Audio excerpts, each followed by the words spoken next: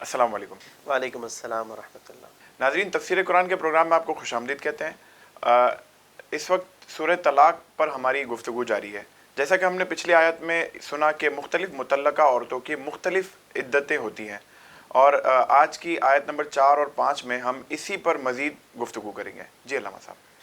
سابقہ دروس میں ہم نے خواتین کی مدت عدت پر کلام کیا ہے، لیکن آج تھوڑی وضاحت اس کے اندر ہے۔ اللہ تعالیٰ نے ارشاد فرمایا واللائی یئسن من المحیض من نسائکم، وہ خواتین جو ایام مخصوصہ سے مایوس ہو چکی ہیں تمہاری خواتین میں سے، ان ارتبتم فعدتہن ثلاثۃ اشہر، اگر تم کسی شک میں ہو تو ان کی عدت 3 مہینے ہیں۔ واللائی لم یحض، اور وہ خواتین جنہیں حیض نہیں آتا، ایام مخصوصہ نہیں آتا۔ وَأُولَاتُ الْأَحْمَالِ أَجَلَهُنَّ أَن يَضَعْنَ حَمْلَهُنَّ، جو حاملہ خواتین ہیں تو ان کی مدت وضع حمل ہے۔ وَمَن يَتَّقِ اللَّهَ يَجْعَل لَّهُ مِنْ أَمْرِهِ يُسْرًا، اور جو اللہ سے خوف رکھتا ہے تو اللہ تعالیٰ اس کے کام میں آسانی پیدا فرمائے گا۔ ذَلِكَ أَمْرُ اللَّهِ أَنزَلَهُ إِلَيْكُمْ، یہ اللہ کا حکم ہے جو اس نے تمہاری طرف اتارا۔ وَمَن يَتَّقِ اللَّهَ يُكَفِّرْ عَنْهُ سَيِّئَاتِهِ وَيُعْظِمْ لَهُ أَجْرًا، اور جو اللہ سے ڈرتا ہے تو اللہ اس کی برائیاں مٹا دے گا اور اس کے لیے بڑا اجر ہے۔ ان 2 آیات کے اندر اللہ تبارک و تعالیٰ نے سب سے پہلے ان خواتین کی عدت کی مدت کو بیان فرمایا جو عائسہ ہیں۔ عائسہ کنہیں کہتے ہیں؟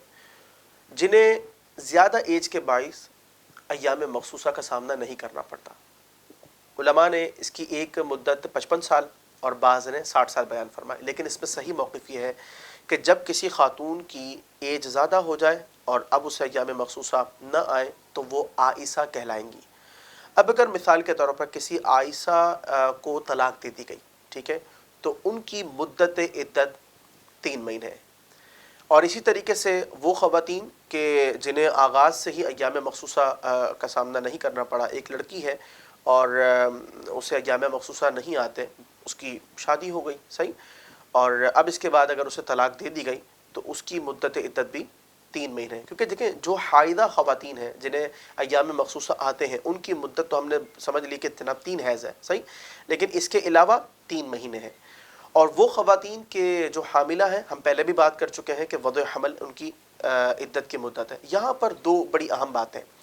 پہلی بات تو یہ ہے کہ اس آیت کریمہ کا شان نزول جس پر ہم گفتگو کر رہے ہیں، صحابہ اکرام علیہم الرضوان رسول اللہ صلی اللہ علیہ وسلم کی خدمت میں حاضر ہوئے اور انہوں نے پوچھا یا رسول اللہ، جن خواتین کو حیض نہیں آتا ان کی عدت کتنی، مطلب اس کا دورانیہ کتنا ہے؟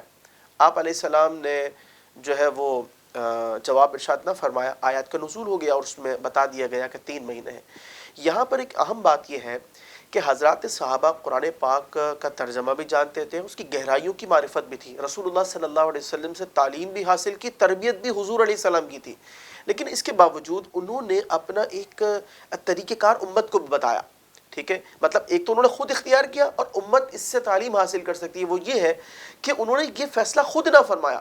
آج جس طرح ہمارا حال ہے کہ اگر ہمیں چاہے طلاق، چاہے وراثت یا کسی بھی حوالے سے کوئی کاروباری معاملہ ہو یا کوئی جاب کا مسئلہ ہو یا XYZ کوئی بھی ہمارا پرابلم ہوتا ہے تو ہم کیا کرتے ہیں، خود سے فیصلے کرنا شروع کر دیتے ہیں، حالانکہ ہماری شریعت کی تعلیم یہ ہے کہ حضرات صحابہ بھی رسول اللہ صلی اللہ علیہ وسلم کی خدمت میں حاضر ہوئے اور آپ علیہ السلام سے مسئلہ دریافت کیا۔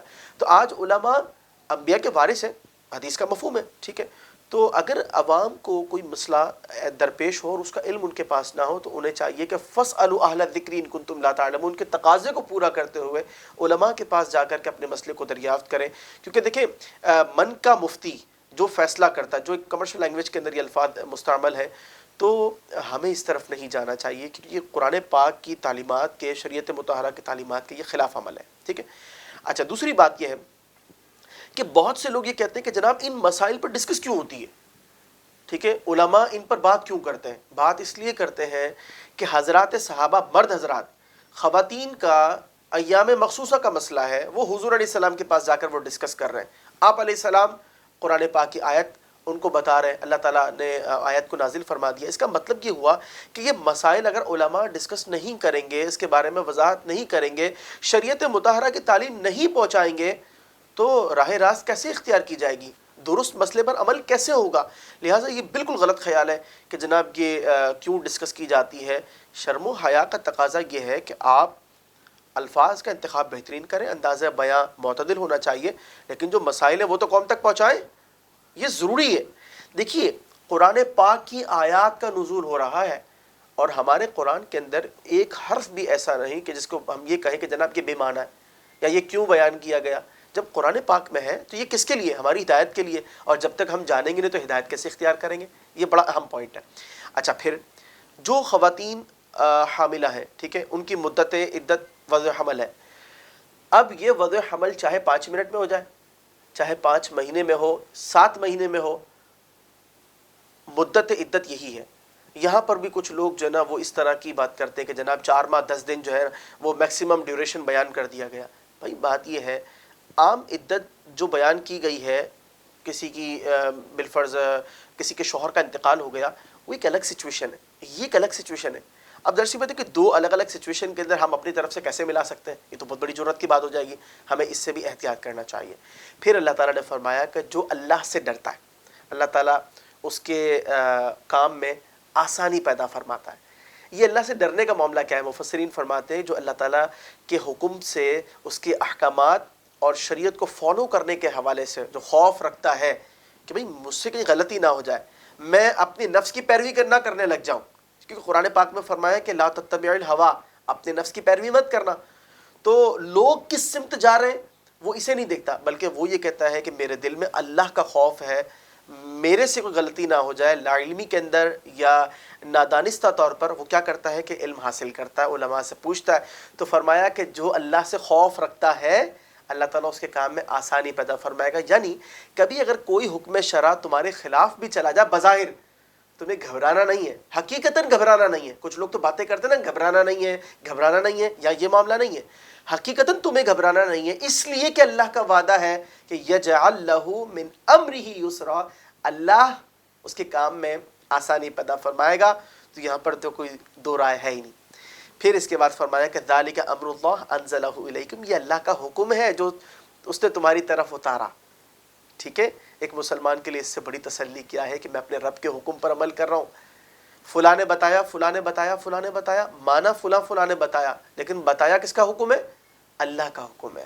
کوئی بھی مفتی، کوئی بھی عالم دین اگر فتویٰ دے رہا ہے تو وہ اپنے پاس سے نہیں دے رہا، بلکہ وہ تو شریعت بیان کر رہا ہے۔ فرمایا کہ وَمَن يَتَّقِ اللَّهَ، پھر فرمایا جو اللہ کا خوف رکھتا ہے، یکفر عنہ سیئاتہ، اللہ اس کی برائیاں بھی مٹا دے گا، وَيُعْظِمْ لَهُ أَجْرًا، اور اس کے لیے اجر بھی بہت بڑا ہے۔ تو بات دراصل یہ ہے کہ آج ہمیں فکر ہے کہ جناب گناہ گار ہیں، کیسے بخشے جائیں گے، جنت اتنی بڑے انعام کی جگہ ہمیں کیسے ملے گی؟ تو بات یہ کہ فرمایا جو اللہ سے ڈرتا، خوف خدا ایک ایسی بنیاد ہے جو منزلوں کو منزل در منزل آسان کر دے گی۔ ہم اس کو اختیار تو کریں۔ دیکھیے نا، ایک مرتبہ جب اللہ تعالیٰ نے فرما دیا کہ جو اللہ سے خوف رکھتا ہے اس کے کام میں اللہ تعالیٰ آسانی پیدا فرمائے گا، دنیا میں تمہارے لیے آسانیاں ہیں۔ پھر یہ بھی فرمایا کہ صرف دنیا میں نہیں، آخرت میں بھی، کہ جو اللہ سے خوف رکھتا ہے اللہ تعالیٰ کل بروز قیامت میزان عمل ہوگا، اس میں اس کی خطاؤں کو بھی درگزر فرما دے گا، اور پھر اس کے بعد اس کے لیے اجر بھی بڑا ہے۔ وہ اجر کہاں کا ہے؟ جنت کا اجر ہے۔ دنیا بھی سنور گئی، میزان عمل کے اندر بھی عافیتیں ہوں، جنت کے اندر بھی عافیت ہے، اور کیا چاہیے؟ اللہ تعالیٰ ہمیں خوف خدا رکھنے کی توفیق عطا فرمائے۔ خلق السحاب وخلق الماء خلق الشمس في الفضاء سبحان خالق الحياة